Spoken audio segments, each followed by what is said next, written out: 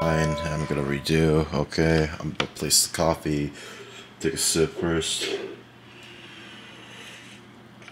Oh, okay, that's good. Okay, don't be afraid anymore because holy shit, this is taking forever. So as I said prior, the last review did a number on me, and I was gonna do Pocket Bomberman right after, but I don't know. It just I want a review that'll actually satisfy me at this point, you know? I mean, thankfully that means, you know, a new review, haha, finally. But what to do, you know? So at this point, I want to make this review more grandiose, and I need a good topic, but what to choose? Mega Man X1? No, honest to God, I want to go through the game at a different time to train, and make sure I don't do anything embarrassing. Evil Zone? No, I don't want to do another blank playthrough. And even then, that's going to take a while because I'm going to play both the US and Japanese versions. I mean, you'll see why whenever I do it, but, you know. Rise of the Triad? Any of them? No, like I said, it's a blank playthrough. I don't want to do that yet. Neon White? I haven't even started. I think I did buy the game, but Postal Brain Damage? I mean, same thing. I want to go through it. It looks really fun, but maybe another time. Manic Game Girl? No. Where's that best of best review I requested, Ullman? Fuck out of here! It's so brutal! Then again, I guess we could do another fighting game. I mean, I did come back from EVO after all. Okay, please keep in mind, this was actually, like, written after last year's EVO, and there was no thought of, like, trying to release this review for Street Fighter 6 or whatnot. I just wanted to start my foot in the door with Street Fighter 1. Like, please pay no mind to it. It's just bad timing. I apologize. All my fuck. Alright, you know what? Fuck it. Let's do something raw.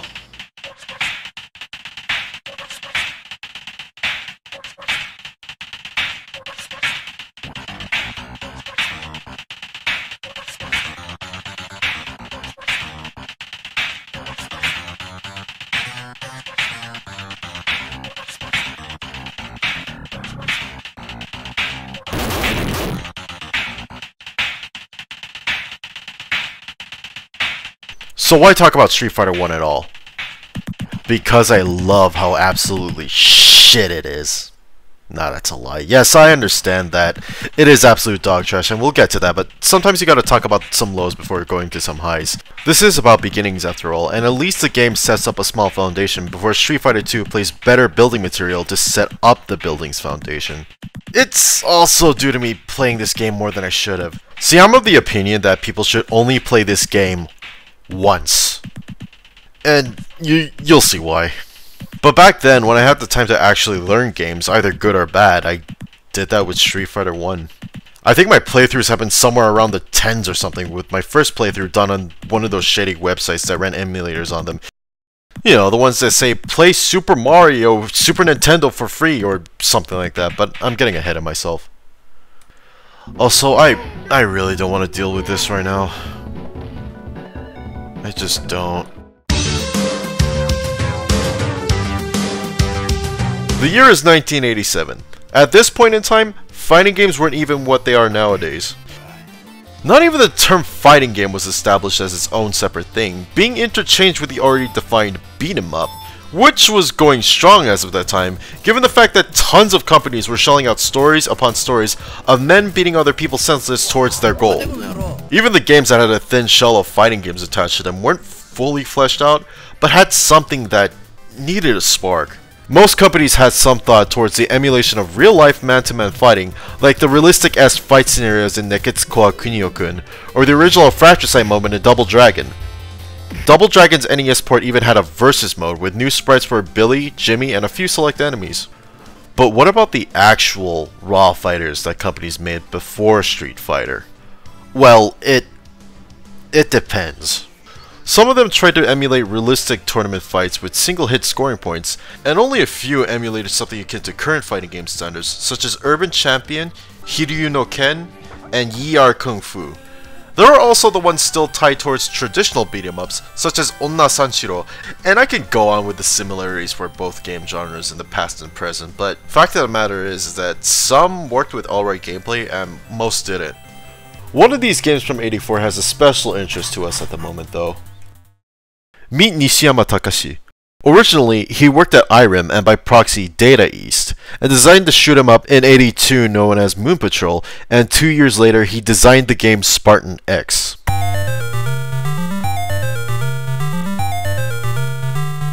Yeah, that game. It's funny when you can see the connections of games and companies with each other and wonder, where did the beef start? Anyways, Spartan X, or Kung Fu Master. A beat-em-up stylized by Hong Kong martial art films, most notably Wheels on Meals, which means I can even connect Street Fighter to Jackie Chan even before City Hunter. Even then, the way the game progresses is more akin to Game of Death anyway, so... But the story of the not Jackie Chan, Thomas, was essentially a guy being a one-man army and a, mostly, one-hit wonder all at once to save his girlfriend from a criminal group set in a 5-story tower. What's also interesting about this is that the boss fights were one-on-one, akin to what we know as a fighting game, minus the blocking. At being considered the first beat-em-up, it was a huge success. Japan had it as the top-grossing arcade machine for 2 months, and it regained its spark via the Famicom port. Funny thing too, that port was done by a team at Nintendo, and guess who was the head of that team? Oh yes, him. You know what's even funnier? This port is the reason why Super Mario Bros. Even exists.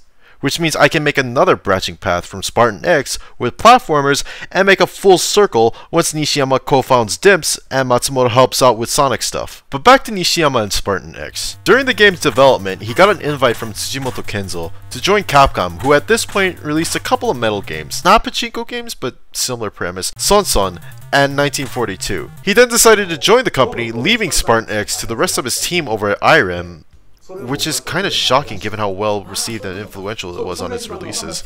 But he made up for it with Trojan, or Tatakai no Banka, which was supposed to be an evolution of concepts from Spartan X. And yes, you're seeing the game's demo right now, because I cracked after trying to play and record Onna Sanshiro and Spartan X for this segment. Ah, fuck it, one more go.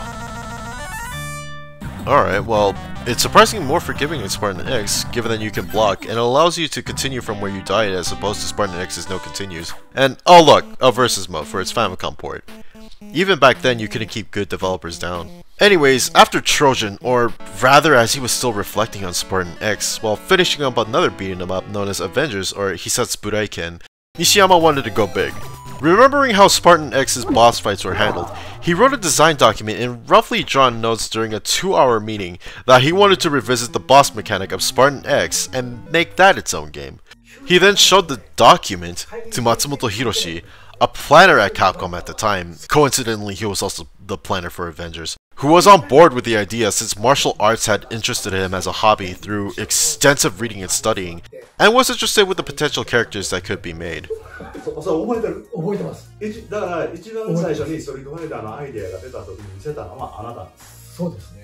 よくこれどない思う？これ西山さん面白いですよって。西山さん作らへんかったら僕が作りますよ。結局作ることになったので。And that was the main juxtaposition to Street Fighter's creation. Make characters with different fighting styles go against each other, include movement and button presses to create special moves to use in your fights, and world building. Lots and lots of world building. Like setting up environments, and how characters could act during situations of fight, win, loss, and more. But this came at a cost. Mostly resources. And also troubles during production. The main programmer they hired at the time, to Matsumoto's eyes, was more of a systems engineer than an actual game programmer, so some explanations were hard for him to grasp, and Matsumoto had to do most of the coding. They had to use a table to look up every frame for each character, and they had to manually enter and delineate each frame on an old HP computer. Matsumoto even stated that if he could, he would have tried to code the whole game himself, saying that it would have been just faster to complete the game on that premise. But due to all the issues during development, corners had to be cut, and that included playable characters. Yes, the development in itself, all that budgeting, scheduling, and whatnot is the reason why only Ryu and Ken are playable. Funnily enough, you could hack the other characters in as playable, but we're disregarding that for now. It's more about the current package. Even when they were making the machine, they had some help from Okamoto Yoshiki, who's the reason why the button strings exist in the first place. Matsumoto even remembered when they made a prototype of this ungodly abomination using a rubber band and a button.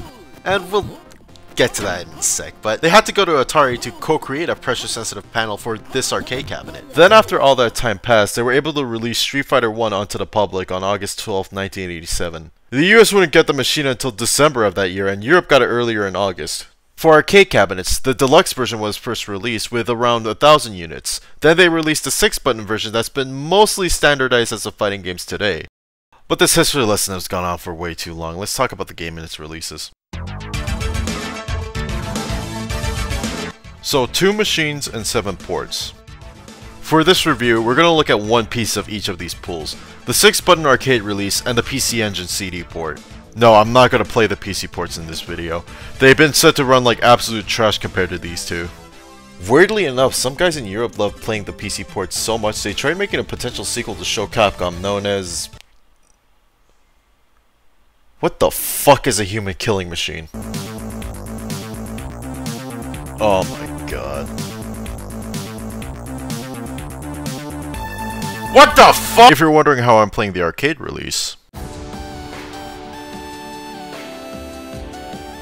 Welcome back to the Street Fighter 30th Anniversary Collection. Yeah, remember this? Of course you don't. Capcom Fighting Collection was much better even though it didn't have much to correct.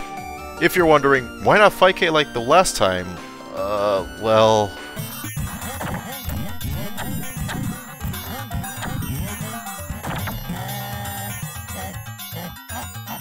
But let's go back to the subject of the arcade cabinets. Like I said, there was a first release, soon dubbed as the DX cabinet, and then the 6-button one. The DX cabinet seemed revolutionary at the time given the pressure-sensitive punch and kick buttons, but it led to potential injuries. Even when Matsumoto and Okamoto tested their prototype, they got scratches on their fists. Other players suffered more though, as they were punching the buttons as hard as possible, leading to exhaustion or damaged hands and damage to the system. Bill Cravens' dad was pooped after trying. A magazine editor suggested to press the buttons gently with your palms. Before learning what others had to say, I heard from word of mouth that some of these bastards were punching the shit out of these buttons assuming that there were 10 strengths for each button. 10 fucking strengths! Alright, first of all, that's not coded anywhere. Second of all, what were the name of the other strengths? Heavy 2 through 7? Then again, my dumbass would probably try to do that shit. Wait the fuck. Either way, that's the reason why the 6-button version was released. And thank god that's how we're playing this game and, you know, modern games today. But what about the PC Engine release? Well, for one, it's a solid, perfect port, and they tried polishing it with an AST, which you're hearing in this video right now as we speak. Right, some people might be wondering what the hell I've just said. Well, some games back in the past used to get 2 versions of a soundtrack. An original soundtrack, which is a standard for most entertainment, but for certain games, this meant that their music was made and performed within their system's hardware, a practice mostly found in NES or Genesis music. Some of these games got special rearrangements though, with something called an arranged soundtrack. These use actual instruments and whatnot while trying to retain the original arrangements of each OST variation. Later date 90s fighting games show really good examples of these. Most SNK games up until KOF 12 came with both an OST and an AST for a majority of their fighting games, and I could show a bigger example through Tekken. If you've seen most videos and reviews of Tekken 1 through 3, you'll most likely heard songs like this during gameplay and whatnot.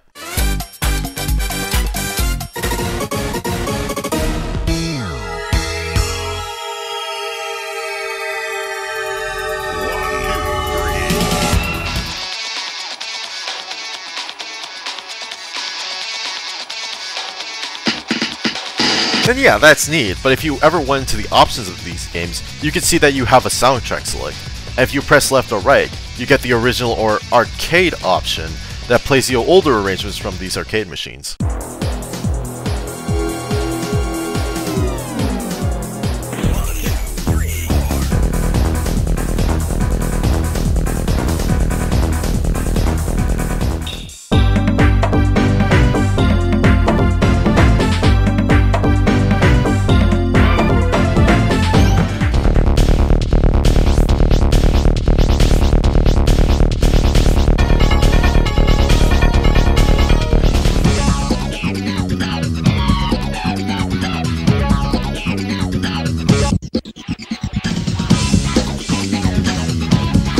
And if you're wondering why I was using Street Fighter 1's AST this entire time.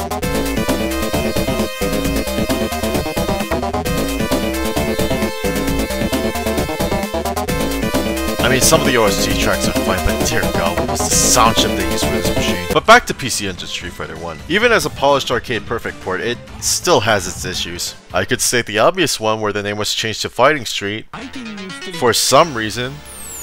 I would ask why, but I don't think I'll ever get the answer on that. The game also hides some loading screens by making some transitions longer than usual.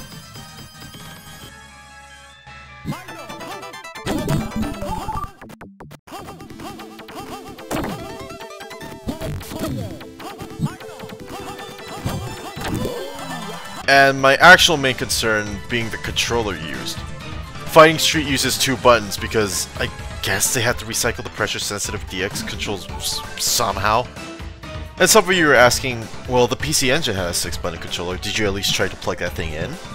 And the answer is, yes I did. Even in Medafin, I switched the controller type to 6-button and it broke the controller as you see here. Note that this is for emulator. I don't know what'll happen if you plug it into a real PC Engine or TurboGrafx 16, whatever. Just experiment on your own, I guess. The top buttons mostly don't work. The spots for heavy punch and medium punch are now regulated to additional start buttons for the controller to pause the game. The spot where light punch is supposed to be doesn't exist, and the light kick becomes a second kick button. And now some people might go, but wait, the Virtual Console release on the Wii exists. Couldn't you at least try to plug in a classic controller or a GameCube controller and try it there? And to that I say, I don't need to. Proof already exists on the internet showing someone using the classic controller on this game. Look at this footage here. He's obviously only using the A and B buttons of the controller and nothing else while struggling to get out special inputs. And as for that, we might as well address the elephant out of the room. Hey, remember that graphic I took from a Core A video and talked about in my Fight Fever review? Or at least you're one of the few people that saw that video, this video, or even the Street Fighter 2 documentary. Anyways, yeah, that's the input window for Street Fighter 1. For all the specials. Actually, let me make a slight tangent about the specials before we continue on with other controls. They tried dubbing them in the Western arcade machines. And become and respectively. Which is kinda neat given that even today some people still say these to substitute the moves' names when talking with others. Also because it's technically a near correct translation, but the puzzling one is... Guess what they tried changing it to? Just guess.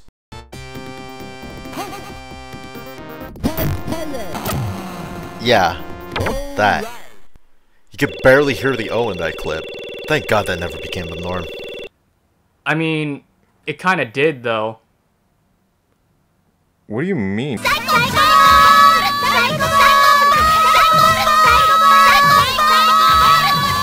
So anyways, that's the elephant in the room. All the specials are mostly fucked, but there is a way to alleviate this issue if you're playing it on the 30th Anniversary Collection. Yes, welcome to the debut of this mechanic. A usual combo helper when you need a buffer a button input for set combos, but also this game's saving grace. Well, for the 30th Anniversary port. I had some issues pulling this mechanic off when I tried it during 5K emulation and the PC Engine port, but it still works wonders. If you're wondering how it's done, first hold the button of the special you want to use. Then do the motion of the special, but as soon as you're done inputting the motion, let go of the button. You'll then do a special without having pressed the button, technically. An easy way I could teach you, surprisingly, is through Mega Man X. Yeah, a little bit of a spoiler, not that its secret move has anything to do with a plot for an old 90s game, but you can unlock the Hadouken in that game, and it actually functions similarly to the Hadouken in SF2. Because of this though, it can also be negative edged. To perform this stunt, simply hold down the attack button. Your charge shot can help you indicate if you're doing the negative edge correctly as well. Then, as you're holding the button down, input the quarter circle of the direction you want to shoot the Hadouken in, and after a slight pause from doing the correct motion input, let go of the attack. As you see here, X didn't shoot out his charge shot, he just went straight to the Hadouken. And if you think I'm full of shit, here's me doing it with the Super Nintendo controller. This is what you see, right? So hold. And let go. There you go. There you go. Congratulations, negative edging. Anyways, I'm getting sidetracked just talking about negative edge. The point is, it helps immeasurably when you're playing Street Fighter 1. Obviously there's no combo game, but it helps alleviate the difficult input windows. If you can't do this, which is understandable, even this can't work in some versions, as said prior, do as everyone else did before me. Mash the fuck out of the special inputs.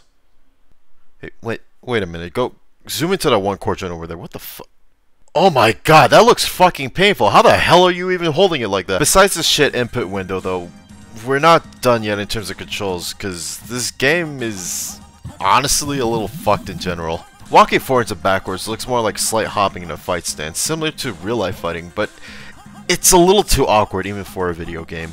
Jumping is also awkward as well because of the arc you jump and the distance you cover isn't that good either. And then there's the normal attacks. Most times they do jack and shit. Some of the move sprites just use the same animations, just slower to variate their strengths. And then sweep just... the fuck? And most importantly, they're outclassed by the specialists since I guess the trade-off to their inputs being just brains for some reason is that they do massive damage? Hadouken does more than a third of your health. Tossa could do the same damage on multiple hits, and technically even more, if you can't even get it out, cause it's still hard to hit with, has immense startup, and its travel distance is terrible. Poor Tatsu! And sure, you can potentially do a max of 3 hits. Not in the way you think, it's not how multi-hit specials work nowadays. It's more of the hitbox still being active depending on who's falling into it and where they are at the moment. Sometimes? Even some of the properties of these moves are kind of whack to the point where I can't even describe them properly. Then again, that's pretty much it, since the only playable characters in this game control the same and do the same damage. That's why there's no multiplayer footage. Well, okay, I'm lying. You're seeing a bit of multiplayer footage, but even then, at the time I recorded a single player run, who would want to play this? No one would want to play this. At least they were considerate to add blocking. On the note of playable characters though, you play Ryu. From Streets. Shut up. Also yes, the pronunciation is Ryu, not Ryu. That's Japanese for chili oil. Alright, now let's have a small Japanese lesson, everyone. Ryu in Japanese is written with the hiragana for Ri, Yu, and U. We use a combination of these to make the sound Ryu, and we do that by starting off with Ri. We make this U small to make a more fluid U sound. And we add the U sound to stress out this last vowel. So altogether, this becomes U. Ryu ni narimasu. But in most media, Ryu is written in katakana, and katakana has a more broad meaning, and it's supposed to be more exciting for Japanese people. So we have Ri, U, and U. So same formula. Moichiro, Ryu ni narimasu. Ryu has a lot of meanings in Japanese. For example, it can mean dragon. So again, since Street Fighter, Shoryu Ken no Ryu, Rising Dragon Punch. For those of you that are practicing martial arts, it can mean style. So for example, the Goju Ryu, the style of Goju. Or for those of you that watch anime, we know that Zoro's style is Santo Ryu, the 3-sword style. Lastly, Ryu is the base word for chili oil. You got that, white boy? Alright, thanks for that, Ryan. You get that, white boy? But yeah, this is mostly a Ryu story. If you're wondering what Ken's relation is to this game's story, it's non-existent. Yeah, at this point Ken's off attending a different tournament in the US. Meanwhile, Ryu decided to go bigger after his training under Goken, alongside Ken, which I'll go in more detail once we get to Street Fighter Alpha. The basic gist is that Ryu, originally an orphan with no memories or idea of his parents, was adopted by Goken while he and his brother Goki were still training under Gotetsu. After some time passed, Goki left and Gotetsu passed away. Goken got older and Ken's father sent him over to Goken at the age of 12. And the two trained constantly as best friends, surrogate brothers, and friendly rivals. Then Ryu turned 23 and Goken, seeing how the both of them grew as fighters, told them that their training was over, but told Ryu to try honing his skills against the best fighters in the world. And that's where Street Fighter 1 starts. Sort of. I don't know if this was edited out or whatnot, but originally there was a Muay Thai fighter by the name of Sagat who was considered Thailand's king of Muay Thai, who hosted the first Street Fighter tournament to prove himself the superior fighter. Ryu, and subsequently 8 others, enter on various grounds to prove their strength to the world, as well as prove who is deemed worthy to travel to Thailand and challenge Sagat. Unfortunately, due to that time constraint of only Ryu and Ken being playable, Ryu is the only one that eventually wins over the 8 fighters. The journey towards that ticket to Thailand though can vary from an already experience to how many quarters of dollars are we gonna spend today? Oh boy! Place your bets! Place your bets! Place your bets! See how much this new and upcoming competitor is gonna last in the arcade ladder before his fucking sanity breaks! Sorry. But yeah, pop in a credit and we start with the character select. Or rather, lack of. How the fuck do I put this in? Alright, well. Depending on what version of the game you play, you have a choice to start in any of the 4 countries or select only between the US and Japan. I just went with Japan first because it makes a bit of sense. Maybe he had to qualify in Japan before moving to the other countries. Anyways, as I stated, the 8 opponents are divided in between those 4 countries, so you fight 2 people before moving to the next country. During the transition though, you're given a bonus game. The bonus game goes as such: a tile breaking event, a boards event, another tile breaking event, this time with cinder blocks, and another boards event with 1 more board. They're piss easy and don't even matter in terms of points. Unless you're playing the PC engine port, in which clearing the boards event gives you an extra continue. And just that event. Yeah, the tile breaking doesn't even give you anything even if you get a perfect in it, just more points.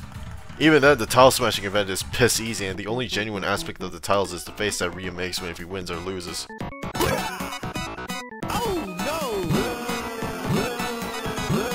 me my energy, Goku! Anyways, back to the opponents. Not much going on. They can block too, and sometimes they can, do whatever the fuck they want. I mean, some of them just go berserk, get in that ass, maybe even flip positions, ignore anti-airs, or just hit hard as much as you do. I'm Ghost Riding the Whip. Crazy taxi. Beep beep. Or not, it depends on what the AI decides to say in its code at times. And they all say the same things whether they win or lose. You've got a lot to run before you beat me. Try game 2. I don't know whose voice this was, but dear God. Don't forget the many gods like you all over the world. It's easy to deem this as Elmer Fudd, but I really shouldn't, since given where this game was made. Even then, we may not be able to see these characters again. Maybe, or maybe not. I mean, they were designed during or based around 80s references and stereotypes. And some others, I mean, we will see later on in future titles, but in this game, the rule is simply this: knock them out before you do. Don't try to learn how their moves work. Don't try to figure out how to dodge. Just knock them out flat. You have the specials to quickly end this. Some people say this is why they consider this game to be more of a beat 'em up rather than an actual fighter, but if it were an actual beat 'em up, I'd be complaining about handling multiple opponents at once with these controls. In terms of the stories of each opponent, well, except for some of the returning characters, not much. Retsu was a monk and a Shorinji Kempo instructor who was excommunicated from his temple for using banned techniques until Ryu showed him the light, and he communicates with Goken and some other mentors later, but we never see this in later games. Until Street Fighter God damn it. Joe, modeled by Benny Urquidez, not Joe Louis. Where'd that come from? Was a former US kickboxing champion before he became an outlaw that was set up straight by Ryu, and now participates in indie wrestling tournaments. Mike is just a weird, confusing legal can of worms. Some developers say that he's the same fighter as the boxer in Street Fighter 2. Some say he's not, which they're now using as his bio, so what the fuck? But in terms of this story, he was trying to atone for his robbery crimes in order to raise money to teach children how to box. Oh no, wait, he's connected to the later characters in the Street Fighter story, never mind. But he's essentially the Jackie Chan stand-in with Lee Shun-wen and Beggar So influence. And Eagle is an all-bell since he technically doesn't return in an actual Street Fighter game. Sort of. But yeah, he's another Bruce Lee movie reference. The Queen references didn't come until way later. I'll talk more about Gen and Birdie later on, but their backstories are simply that Gen was originally a professional assassin, and Birdie was originally a pro wrestler before he went into crime and nightclub bouncing. Either way, they all lose to Ryu and now he gets the ticket to Thailand.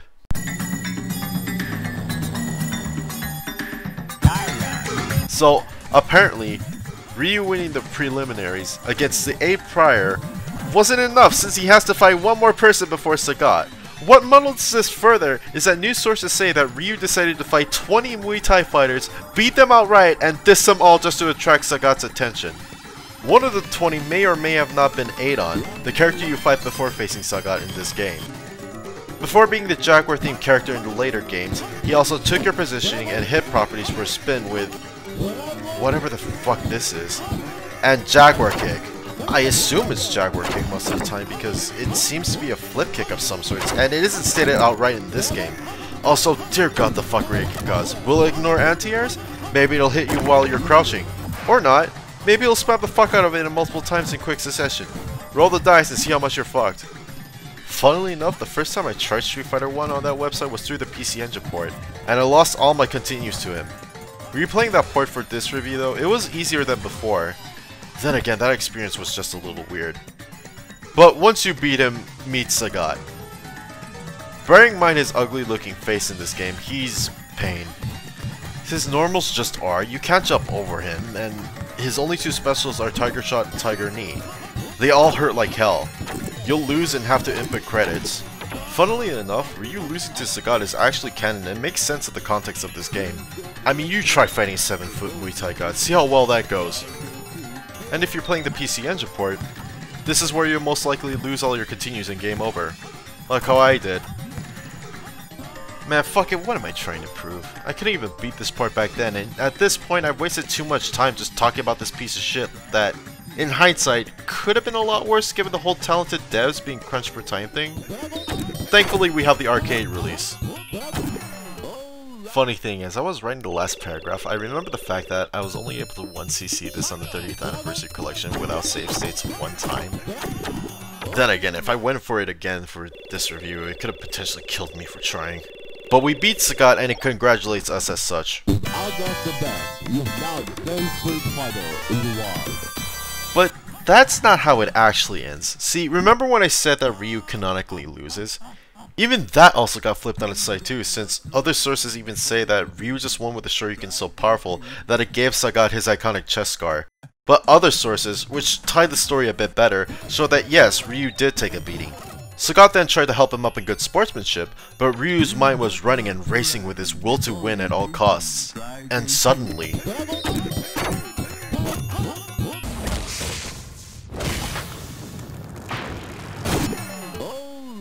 I want you people to understand, no matter what the true outcome is, what follows after this scar will soon lead some of these characters down a long winding path for self. There you go, that's Street Fighter 1. Just play it once to experience it and never again.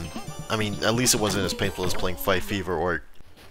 Oh god, please no more Jin Korean fighting games, please, please, please. Oh god, no, no!